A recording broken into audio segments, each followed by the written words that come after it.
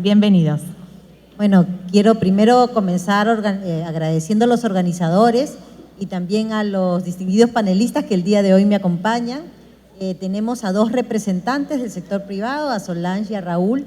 Les agradezco por dar la visión desde el sector privado, y a Brigitte, que ha ocupado altos cargos en el Estado y que también nos va a dar la visión del Estado en este tema tan importante que es el tema de las brechas sociales y cómo se compagina con el desarrollo de las actividades de hidrocarburos. Como ustedes saben, los últimos 3 años han sido bastante difíciles para nuestro país desde el punto de vista social y económico. Hemos tenido 30 meses de una inflación marcada. Como hemos visto el día de ayer en la conferencia de Carlos Basombríos, el tema de la crisis en seguridad, la criminalidad, el incremento de las actividades ilegales e informales están pasando una factura muy fuerte, no solamente al desarrollo de actividades como las nuestras, sino también a la población en general.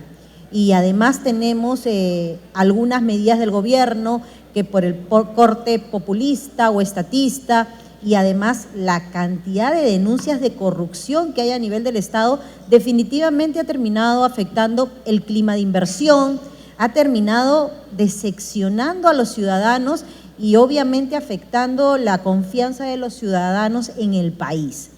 ¿Esto en qué afecta?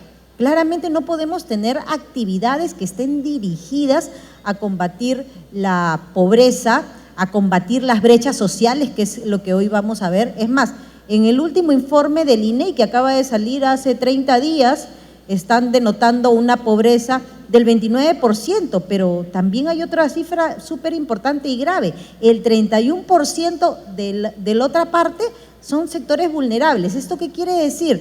Que ante cualquier crisis económica van a caer en pobreza. Entonces, ¿de qué estamos hablando? Que el 60% de la población peruana o es pobre, pobre extrema, o está en situación de vulnerabilidad. Entonces, tenemos que tener claras las cifras en esto. Dicho esto, me gustaría ir primero con la visión del sector privado.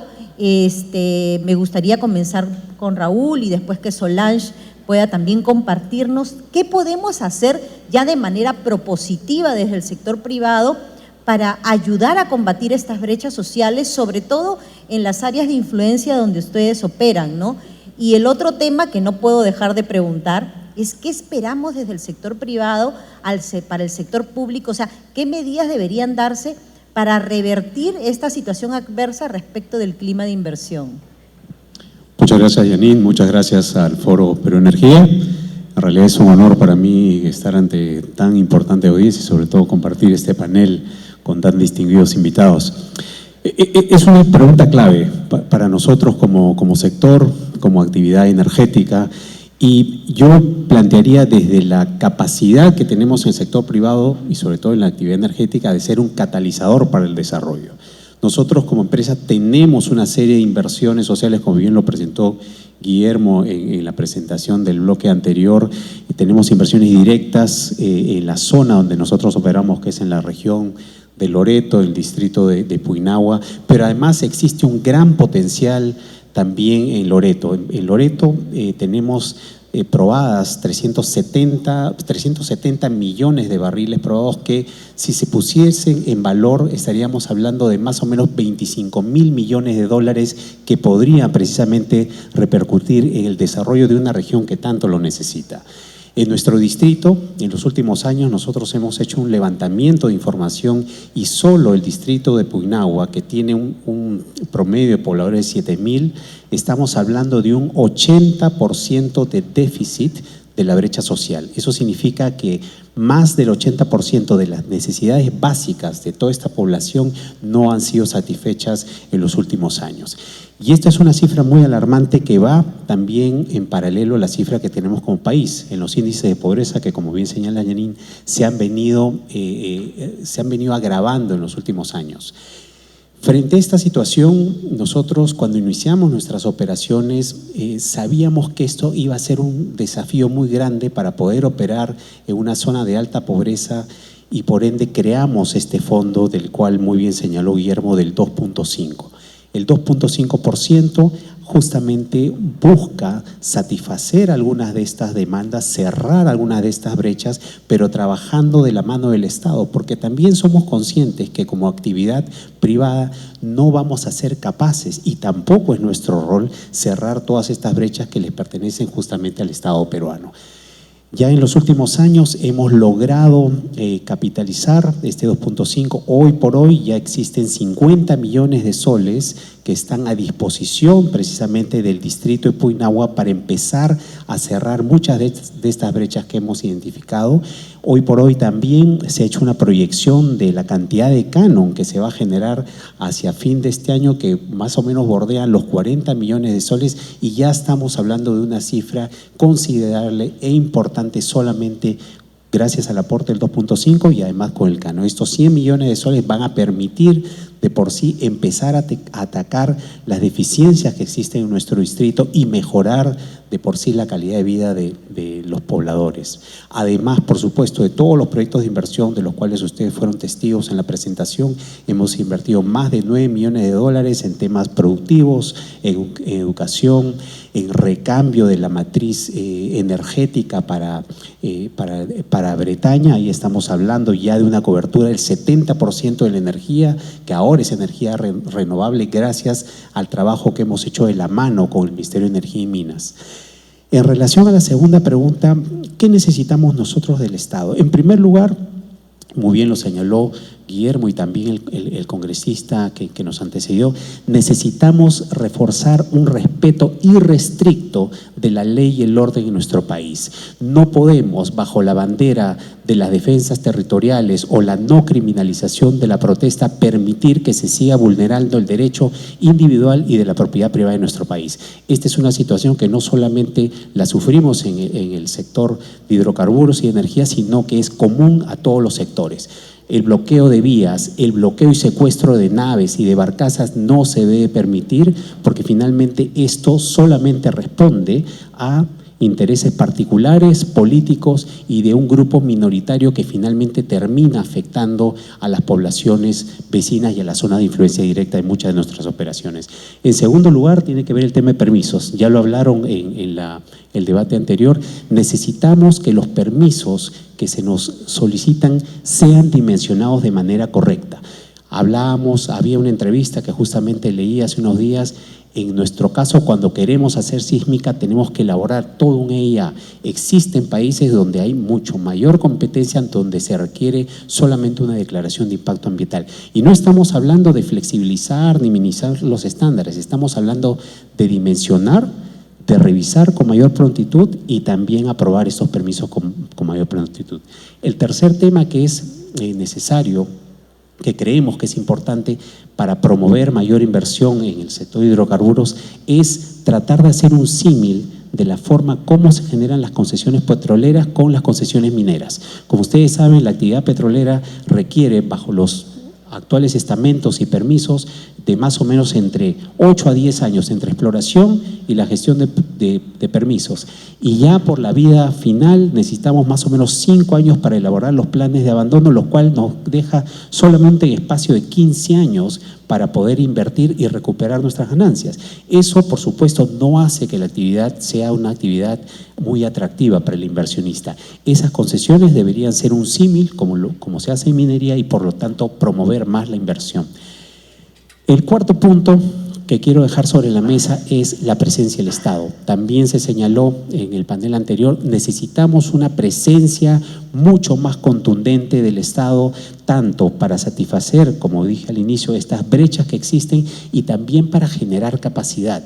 ¿Qué ocurre? Con toda esta generación de recursos de canon sobre canon, 2.5, las inversiones directas, se necesita generar capacidad local, y es algo que en lo que hemos venido trabajando nosotros en los últimos 2 años, para que esos fondos finalmente reviertan en el desarrollo de las poblaciones. No podemos seguir simplemente siendo testigos de que estos fondos sirvan para campañas políticas, promuevan mayor corrupción, como ya nos ha ocurrido en otras industrias de nuestro país.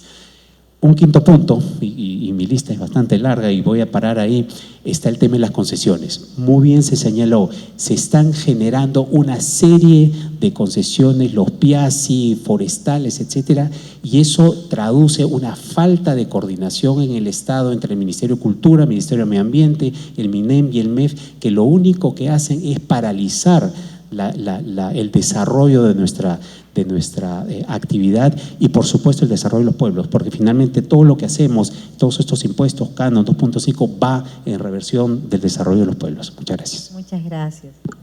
Solange. Muchas gracias. Buenos días con todos y muchas gracias a Perú Energía por la invitación. Perú LNG es una empresa que opera desde el año 2010, es una empresa que se dedica al procesamiento de gas natural. Nosotros tenemos nuestra planta de procesamiento ubicada en Cañete. Contamos con un ducto de transporte de gas natural de más de 400 kilómetros que atraviesa las regiones de Ayacucho, Huancavelica, Ica y Lima. Y también tenemos un terminal marítimo. La empresa tiene un compromiso social para apoyar al desarrollo de los grupos de interés. Y nosotros hemos elegido 3 pilares o ejes de acción sobre los cuales enmarcamos nuestros programas sociales: salud, educación y desarrollo de las capacidades productivas. Si bien tenemos una serie de proyectos, yo quisiera comentarles brevemente sobre 2 de ellos. El primero es el que llamamos Ayin Ruray. Significa en quechua hacer las cosas bien. Como nosotros conocemos, la fibra de alpaca es una de las más finas del mundo y Perú es el principal productor de la fibra de este camélido andino. En zonas altoandinas, estamos hablando de áreas de más de 3.800 metros sobre el nivel del mar, la crianza de alpaca es la principal actividad productiva y económica. Representa alrededor del 75% de ingresos de estas poblaciones. El objetivo de este proyecto, que inició en el año 2008, ha sido brindar capacitación para un mejor desarrollo de la crianza. ¿Cómo? A través de enseñar cómo utilizar o dar un mejor valor agregado a la fibra, pero además permitiendo el acceso a mercados más interesantes para que se comercialice este producto. Para resumir, mejor fibra de alpaca significa mejor precio. Y cuando nosotros entramos a dar este proyecto, para que tengan una idea, 1,5 kilos de fibra de alpaca costaba alrededor de 10 o 12 soles. Después de producido y haberse implementado estas técnicas de mejora, hoy ese mismo producto tiene un valor de 150 soles y puede llegar incluso a 200 o 300. Este proyecto ha sido sumamente exitoso, ha logrado llevarse al extranjero y al día de hoy se tiene un stand permanente en un muy reconocido centro comercial de la capital donde se comercializa. Un segundo programa que es muy importante para nosotros y que ha iniciado en el año 2022 son los comedores saludables, resilientes y sostenibles. Y al igual que en el caso anterior, lo que acá se busca es capacitar a las socias, que son las gestoras o que administran los comedores sociales en asentamientos humanos, específicamente en las zonas de Cañete y de Chincha. A la fecha, contamos con 8 comedores en asentamientos humanos que han logrado o diariamente benefician a más de 2.000 personas de la zona como comensales.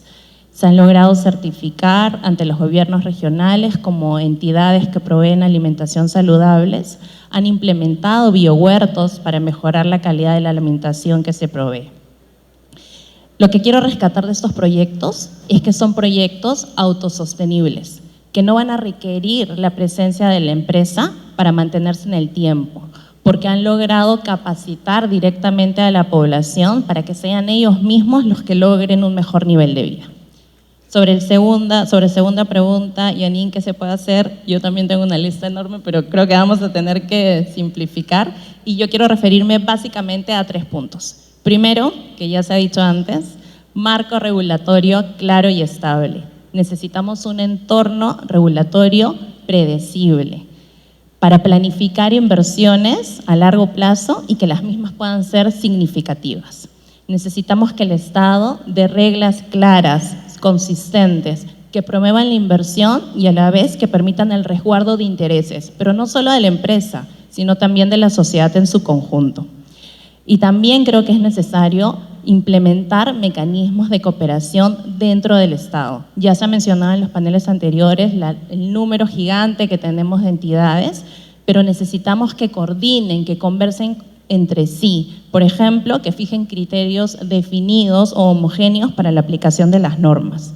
A la vez, es necesario un Estado ágil, eficiente, que no pierda el tiempo en formalismos y que, como dijo Carlos González, se pueda adecuar a la normatividad y a la necesidad para no perder competitividad como país. 2 temas más. El segundo, la competencia. Queremos concursos, que gane el mejor, que todos compitan con reglas claras, que no haya discriminación ni que se excluya, que todas las empresas puedan participar en igualdad de condiciones y que gane el mejor. Y finalmente, planificación. Creo que lo que nos falta como país, y ya se ha venido diciendo también, es una visión a largo plazo, energética, integrada, consensuada, que permita tener unas políticas claras. Se habla mucho de la transición energética, lo hemos escuchado, pero ¿cuál es realmente el plan que como país tenemos para llegar? ¿Cuáles son los pasos que tenemos que seguir? Eso aún está pendiente. Lamentablemente, del sector público no han habido buenas señales, se ha creado mucha incertidumbre, pero es momento de implementar reformas que las pueda liderar el gobierno, pero con apoyo de los demás entes del Estado y sobre todo de la sociedad privada. Yo quisiera finalmente compartir brevemente un video que va a poder ejemplificar los proyectos sociales que he comentado anteriormente. Damos pase al video, por favor.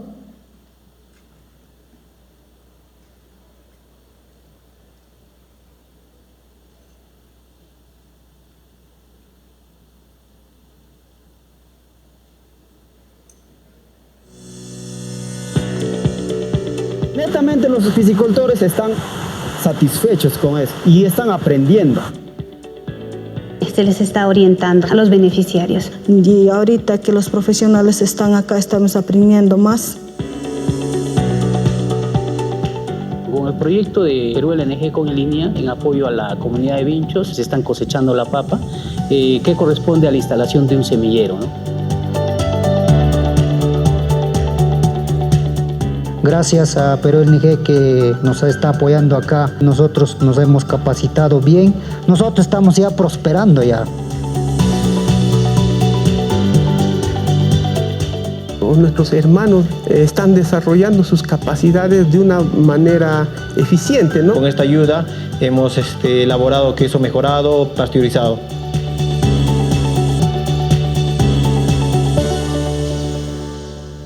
Bueno, a veces las imágenes también hablan bastante.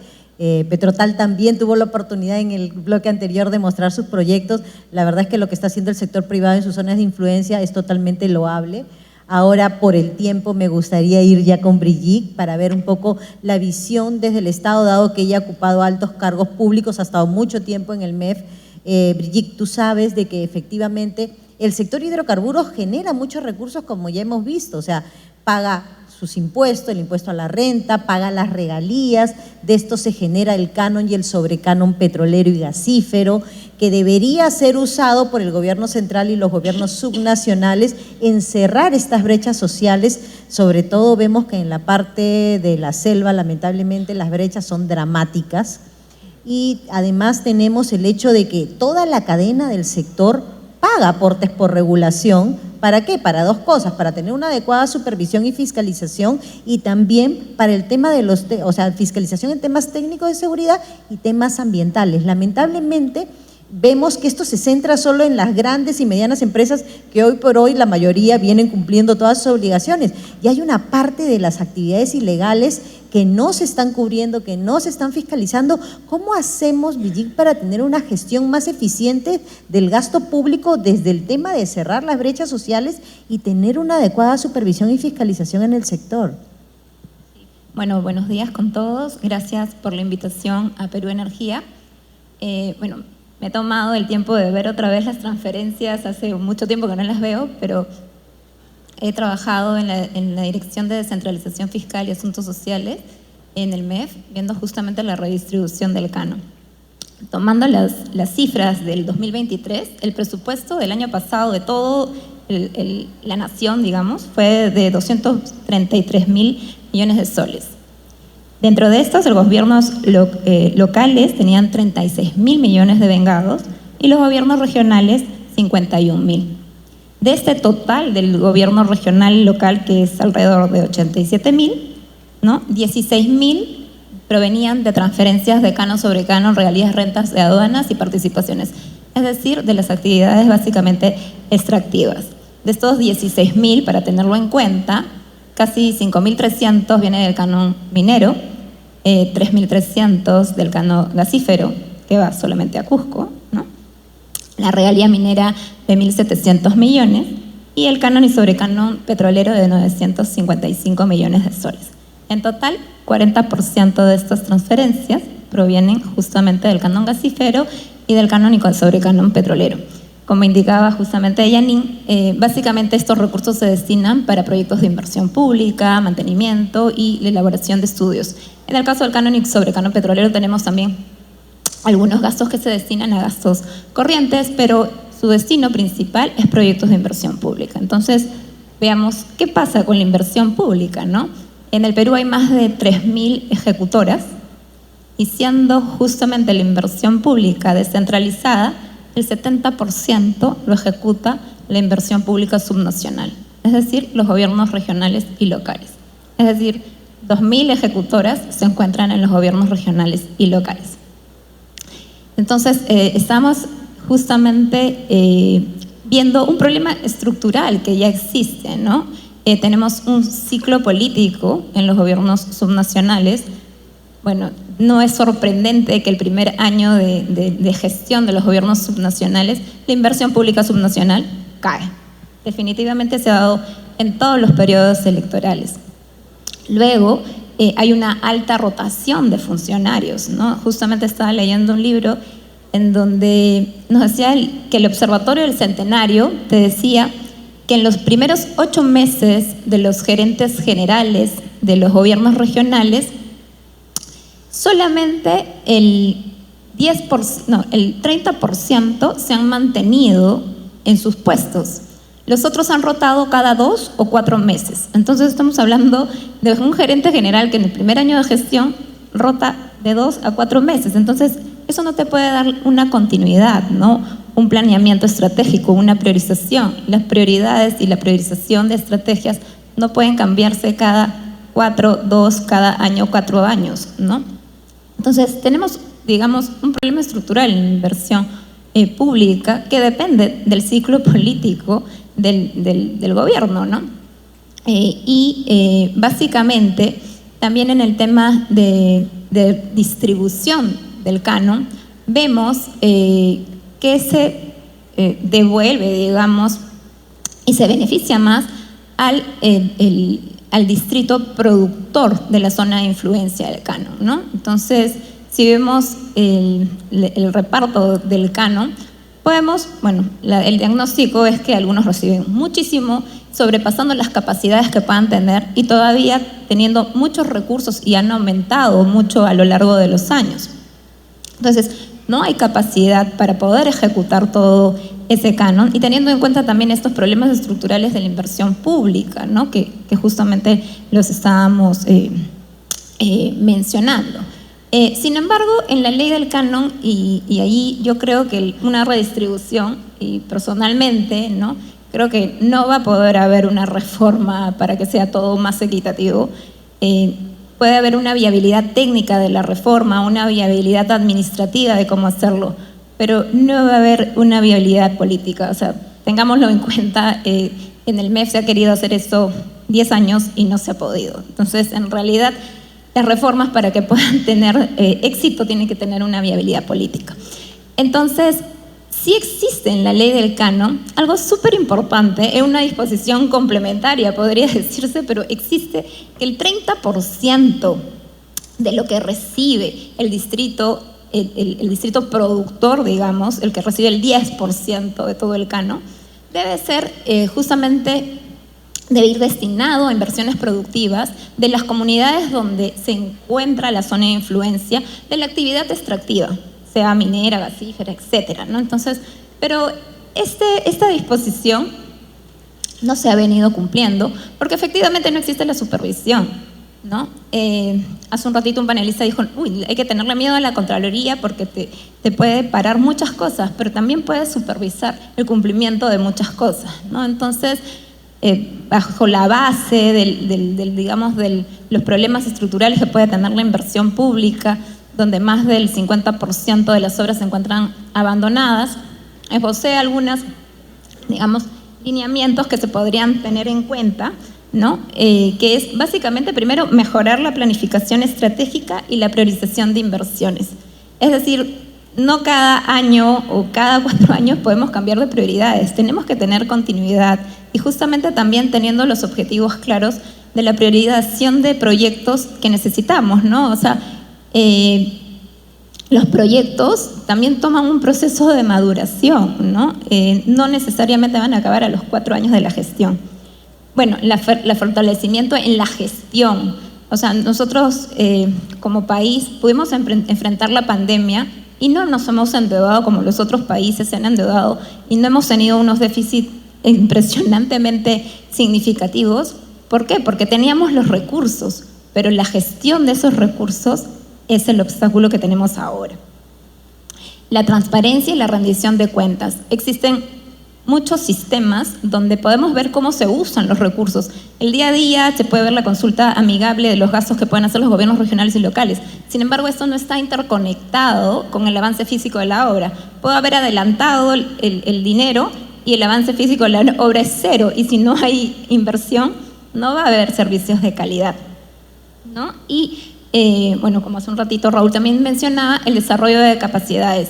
Y digamos, es bastante frustrante poder capacitar a alguien y después se va a otro gobierno regional o otro gobierno local, pero yo creo que en este proceso que tiene que ser continuo, que debemos de buscar una idea de algo más uniforme y permanente para que los técnicos se puedan quedar en estos gobiernos locales, para que puedan tener este plan multianual de inversiones que necesitan para que justamente se cierren las brechas.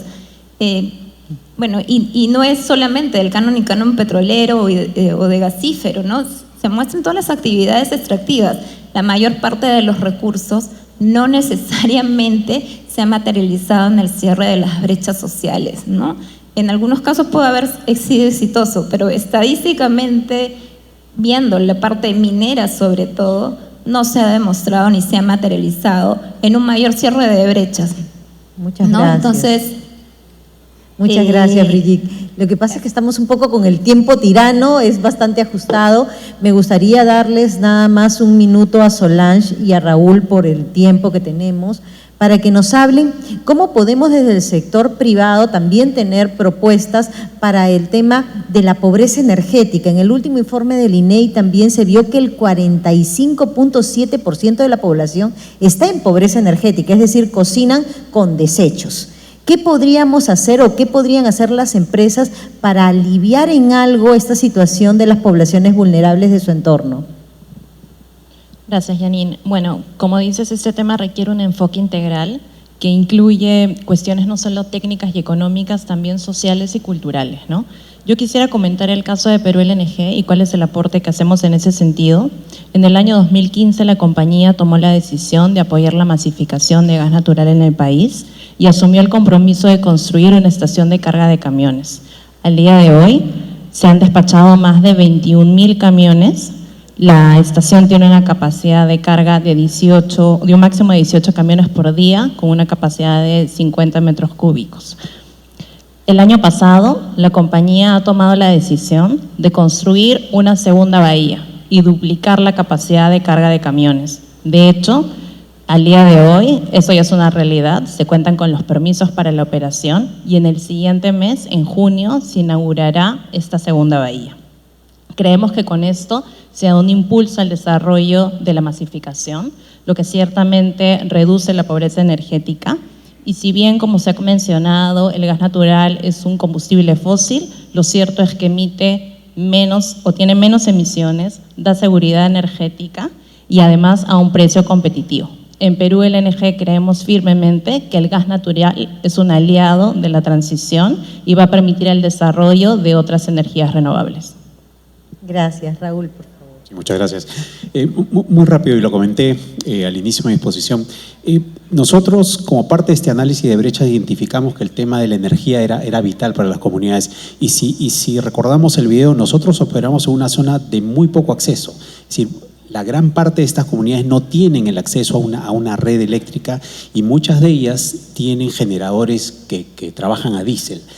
Ya con Bretaña y conjuntamente con el Ministerio de Energía y Minas hemos podido recambiar esa matriz energética y ahora opera un 70% con celdas fotovoltaicas y con paneles solares. Y eso ya es un gran aporte que nosotros estamos haciendo para esta transición energética responsable, porque como bien se señaló al inicio, en el caso de la región de Loreto, que tiene una cantidad de hidrocarburos fascinante, creo que tenemos que saber utilizar esos recursos precisamente para poder llegar a más poblados con esta necesidad y déficit energético que existe y por ende poder por ahora y hasta cuando podamos, como bien lo señalaba Guillermo, y hasta cuando tengamos la oportunidad, poder poner en valor estos 370 millones de barriles de petróleo que pueden revertir en gran parte de toda esta brecha social y este déficit energético que tenemos en la región. Excelente, Raúl, excelente, Solange. Creo que dan excelentes casos de cómo el sector privado se está poniendo la camiseta con este tema. Me gustaría finalizar con Brigitte. Brigitte, hablando de cierre de brechas y de las localidades que están más necesitadas, claramente la Selva Norte creo que presenta las cifras más dramáticas en brechas de lo que es agua, saneamiento, que supera el 80%. La verdad que es que acá ya en el 2020 se aprobó el plan de cierre de brechas a pedido y exigencia de las comunidades. Se asignó tareas específicas y actividades para los gobiernos subnacionales y también para parte de las entidades del gobierno central, pero han pasado 4 años y no vemos que se traduzca en nada. O sea, ¿qué podemos hacer para impulsar esto? Sí, bueno, creo que dentro de todo, ¿no? El tener un plan, en principio, es importantísimo porque podemos ver el diagnóstico y la priorización de los proyectos. Este plan también fue socializado, participaron no solamente los funcionarios públicos de gobierno nacional, regional y local, sino también las organizaciones y las comunidades de Loreto. Entonces, creería que el enfoque territorial, ¿no? Y también tenía un arreglo institucional importante, ¿no? Pero ahí está el detalle de justamente del seguimiento y monitoreo de ese arreglo institucional, que es el que se debería de encargar del seguimiento del cumplimiento de este plan. Entonces, la idea es ahora ponerse las pilas y que el gobierno sí encargue a una agencia para que pueda conglomerar todas las funciones que tenga que tener, porque son N proyectos multisectoriales que también pueden sufrir lo mismo que sufre la inversión pública y que estructuralmente acabo de mencionar. Y también tengamos en cuenta que ha habido pandemia, ¿no? Entonces, en realidad hay mucha paralización, o hubo mucha paralización. El plan se dio en el año 2020, ¿no? A pedido desde el año 2018, 19, a pedido de las comunidades, pero ya existe un plan de desarrollo, de enfoque territorial, y eso es el nuevo enfoque que se le debe dar justamente a la inversión, ¿no? En donde tanto el gobierno nacional, el gobierno regional como el gobierno local vean cuál es esa priorización de proyectos que se necesitan para el cierre de estas brechas que llevan años. Muchas gracias por respetar el tiempo. Nos hemos excedido un par de minutos nomás a los organizadores, así que muchas gracias a todos por la paciencia.